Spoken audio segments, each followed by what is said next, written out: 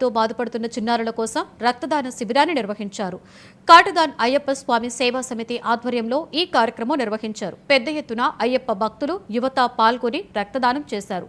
రక్తదానం చేసిన వారికి కార్యనిర్వాహకులు సర్టిఫికెట్స్ అందజేశారు. ఈ కార్యక్రమంలో అయ్యప్ప సేవా సమితి సభ్యులు రాముగౌడ్, జయప్రకాష్ పాల్గొన్నారు.